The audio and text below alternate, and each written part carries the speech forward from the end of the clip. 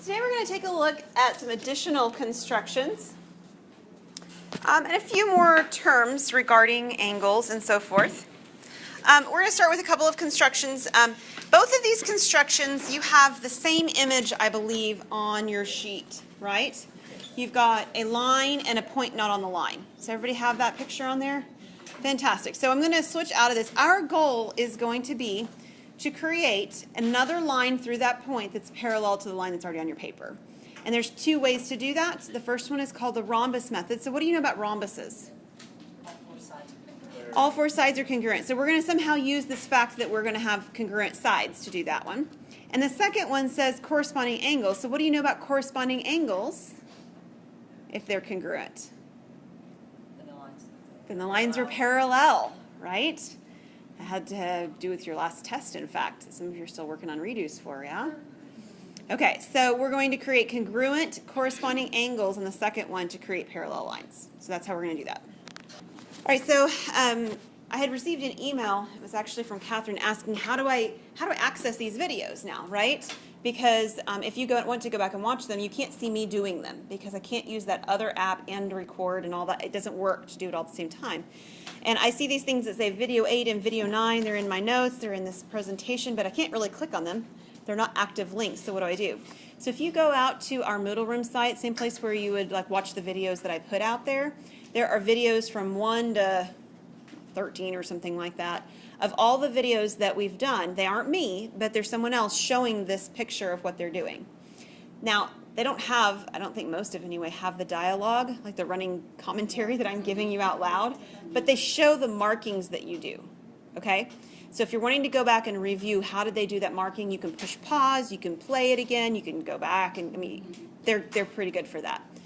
So don't really worry so much if you have sound or not, because there's not somebody talking telling you what they're doing in the background, okay? Huh? A couple of them did? I know some of them have some odd music going on too, so yeah. But if you're wanting to sort of watch, the process by which to do it again, those videos are out there for you to view. Okay, let's look at some stuff that aren't constructing videos for a couple more of these. See how far we can get. Angle bisectors. An angle bisector is a ray that separates an angle into two congruent angles. Okay? It cuts it in half. So an angle bisector is a ray that cuts an angle in half. You can attempt to fold the angle in half. Okay?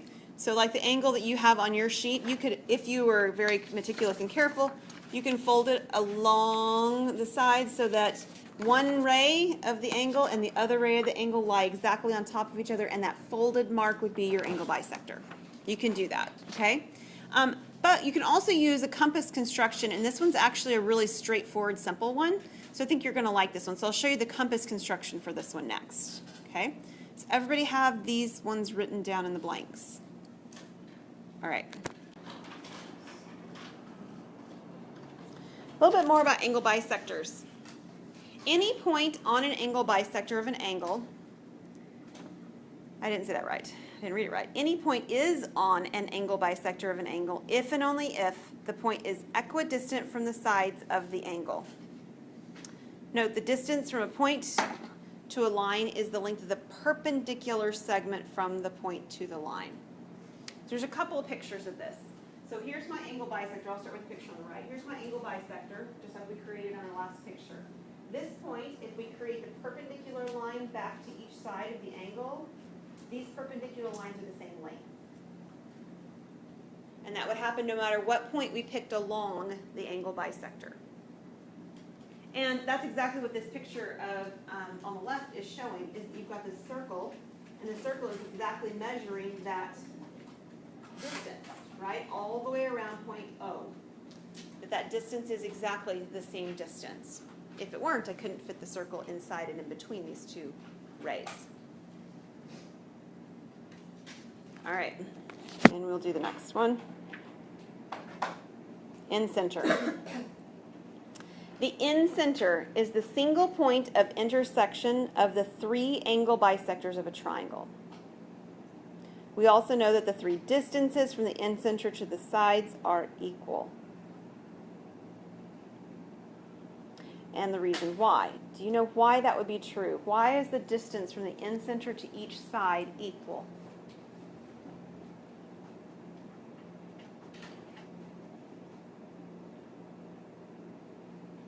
Because of all the bisectors crossing the same point.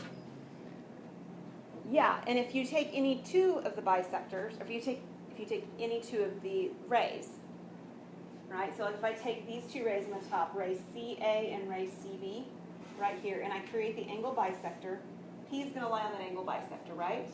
Which means P is going to be equidistant from the sides of this. And if I create the angle bisector down here at angle A with these two sides, the point where I get is going to actually cross, and it's going to be equidistant as well from these two sides. And we can do the same thing over here from angle B. So all of the angles are going to have these angle bisectors that are equidistant from each of the two sides that it's bisecting. And those points all coincide. It's the intersection. It's called the incenter. And if you can take a look and think about it, you can see the triangle has a circle inside of it, right? So before we saw how to create a circle that went around a triangle. That was in our last one. It was called a circumscribed circle, right, or a circumcircle. Now we've got an inscribed circle. The circle is now inside of the triangle. So it's inside of the triangle, created with the incenter by doing angle bisectors. That's how that one's done. All right.